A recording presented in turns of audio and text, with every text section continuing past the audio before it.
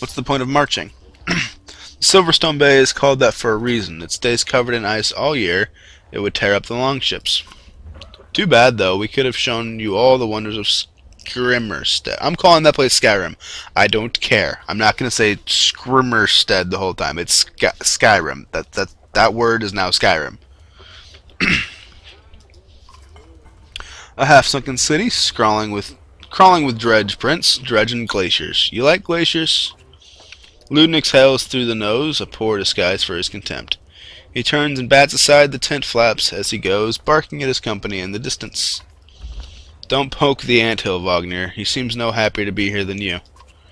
Spend a few more days with the boy, old friend. You'll be looking for a tall cliff to hop off to. Ludin's got a shorter wick than Hakon. Thanks, Wagner. Let's get moving. Another half-day to Vedrfell if we're lucky. I just read about these places. Okay, so that's going to be a good idea, I think, is anywhere I'm going, so I'm going to read about the route so I know what they're talking about.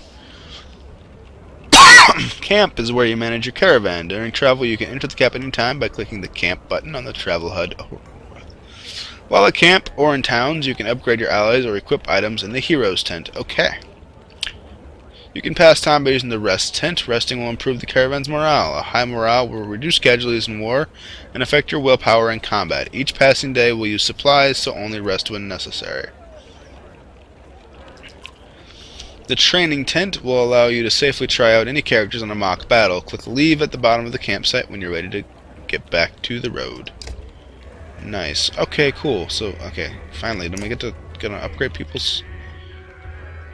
I'm hoping it opens up at some point where I can just quote unquote buy units and name them and all that stuff, because I can do it in multiplayer, and that's something I love about these games, is having a party built from what I like to think works, and working with that and naming them as such that I like to after friends and fictional characters. One or more of your units is injured. Injured units can still fight, but have a penalty to max strength equal to the number of days wounded. They heal as time passes. Okay, I get it. So when you fall in battle, they have an injury. Click on view stats, promote ranks, and learn about abilities. Injured for 1 day, or we can rest. Ludin. Click on ability to learn about the unit's abilities. Ability button. Ah, okay. Oh, so he's got a spear thing going on. He's got Impale. The spearman skewers his enemy during... Oh, he's a spearmaster. Doing normal strength damage before kicking them away. Doing knockback. Nice. Causing them to bleed if they move on their next turn. Ah, so they have to just stay still or take damage. Character who is bleeding will take 1 strength damage for each space that they move, which can be especially deadly for enemies that are moved against their will. Oh man, so if I can like ping pong him into someone else and just... Oh wow. That could be deadly if I have... I know there's a unit with a big shield that just pushes people away with a shield. So if I were to somehow manage a strategy where I push people with that move into the line of his shield bash thing. Oh man. Rank 1's Impale, knockback 1, 2 or 3 spaces. Okay. Let's Impale. What's the passive? Embolden. Each kill the spearman makes encourages allies to fight harder, granting 1 willpower to the spearman and any adjacent allies. Okay. That's handy. Close. No points available. Alright. Doesn't have enough kills to upgrade. Hey, Con. Those are some impressive horns, my friend. Impressive horns indeed. What is this? I guess it'll tell me later. And you are... Sundering Impact. Oh, let's The War Master hits even harder than an average warrior with no chance to miss. You can wreak havoc with an additional +1 strength and +1 break damage to the target, plus bonuses to heavy impact. Sundering Impact is best used when carefully positioned to impact as many enemies around the target as possible in a single strike. Okay, I'm guessing it's just I smashed the ground really hard and I hurt all of you. Heavy impact. I think this is what hurts other people. But the warrior hits so hard that enemies standing adjacent to his target on a strength attack take 1 strength damage from the shockwave. Hitting a large target like a Varl or Dredge, who takes up 4 tiles, can potentially cause an impact across many more victims than hitting a single square target such as a human. Right, because they can basically up to 1, 2, 4, 6, 7 other enemies as possible, I guess. Which can be a lot of damage for one attack. Can I can't. Okay. So he's an actual character, therefore he has a name. Oh, I can read. Oh, good, good, good. Ludin. Ludin is the prince of men, the next in line to become king of most of the continent. He's not well liked amongst either peers or rivals, mostly due to his highborn attitude. However, not many will claim that he isn't smart, a well-trained fighter, or lacking courage. He currently finds himself, somewhat against his will, on a visit to the Varl capital in what his father hopes becomes a new era of rule by lineage. Okay, and Hakon. Hakon is something of a legend in Var culture. When he met Wagner, it was during the Second Great War, in which two became known for cutting a swath through dredge where others were struggling just to stay alive. Wagner was always the charismatic leader, but there was no question about which of the two would win in a fight. Mugger. Bring the pain. Bring the pain. Shieldmaster is a Shieldmaster, okay. Strikes an adjacent enemy for armor damage before hunkering down and boosting his passive ability. Return the favor to return even more armor damage for one turn. By using Bring the Pain, the Shieldmaster can create a forward charge that punishes enemies for ganging up against him. Aha. Normal break attack and +1 to return the favor. Oh, and then it's +1 and +2, or +2 and +3 at the next levels. Okay. A character who attacks Shieldbanger loses 1 point of armor for each strike he makes. Return the favor triggers every time the Shieldbanger takes damage from an adjacent enemy, which can make it devastating to hit him with attacks that strike multiple times. Oh yeah, so there's a unit called the Thrasher, which just attacks. So attacking one of these guys with the Thrasher's ability is a bad idea. And I'm just now grasping that concept and wondering why I got so devastated in a couple multiplayer matches. It's because I did that. Got noted not to do that anymore. Ah, you've got 1 kill, Gunnulf. Rank 1 Warhawk. Oh, I didn't read about Mogger. Mogger is an old hand in Varl culture, long on the front line of the fight against the Dredge.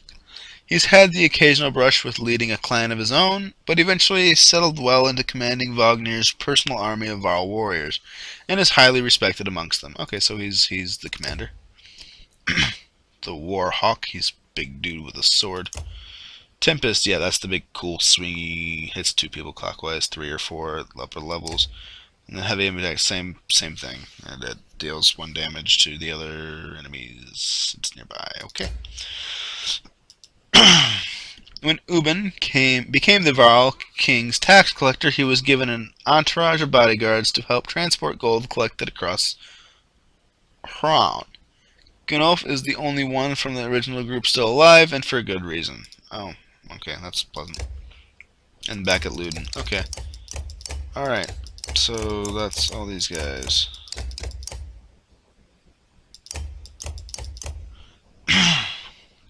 Alright, and then we got stats for each of them. This is their ability stat. Armor, strength, willpower, exertion, which I believe is how much willpower you can spend in 1 turn, and armor break, which is how efficient they are at attacking armor directly. So, the obviously first number is what they're at now, and the second number is what the highest their class or level currently allows them to be. Usually I guess not in this mode, but in multiplayer I can lower and raise these at will. I guess maybe once okay. Alright, because these are all heroes. Maybe when I don't have just heroes and I just have people, it'll be different. We'll see. Okay. That was nice. Get a little backstory on those characters. What am I supposed to do now? Morale's still great. It's been 2 days. You know, we have 66 days of supplies. There's the map, there's options. Alright, this game autosaves.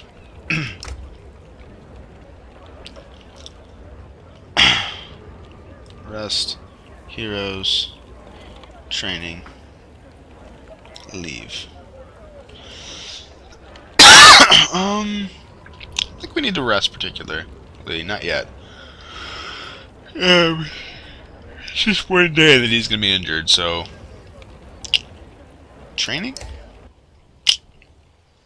Let's check this out for the sake of checking it out.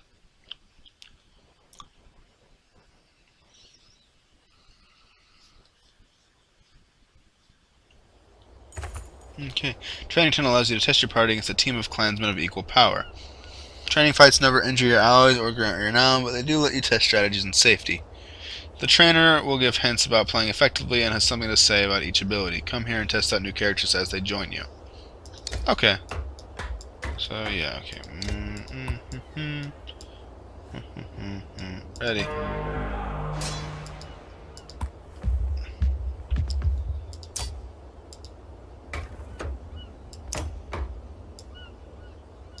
It's just a regular attack on you. Sliced.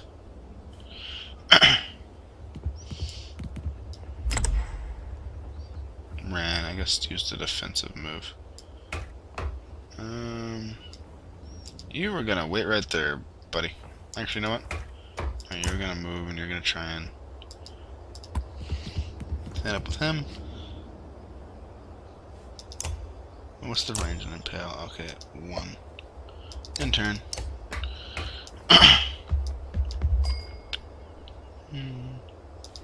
Just gonna step right here. So 0, 0. Alright, his little move thingy. Let's see what this does. Ah, I did manage to do 1 damage to him at least. That archer, hi. Oh, he said something, but I missed it. I'm just gonna do one of these little training matches. Just now that I know what it is, I gathered as much, and then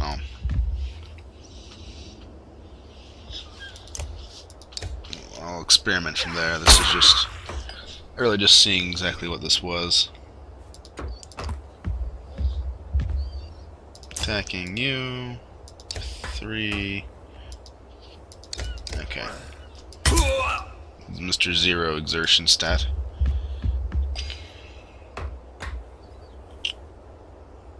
Yeah, I'll spend the just to get rid of you.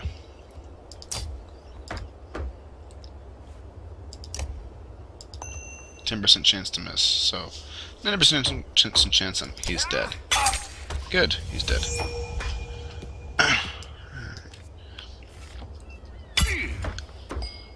Oh no, an arrow to the knee. But nice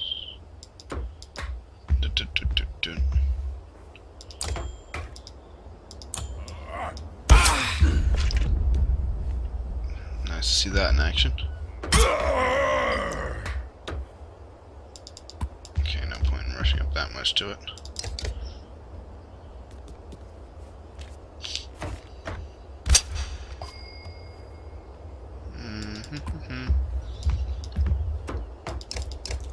The thing I don't like about these big guys is it's nearly impossible to move them around each other.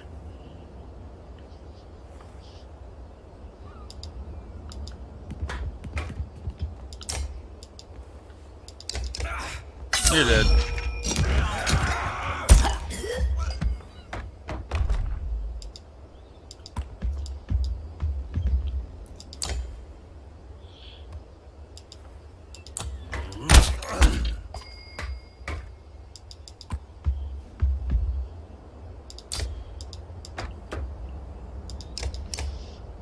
Yeah, we'll do that. Just to see this in action, do that.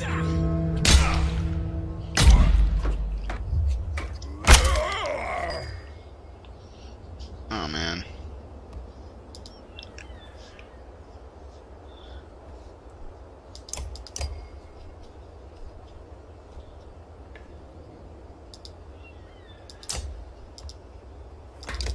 You're dead.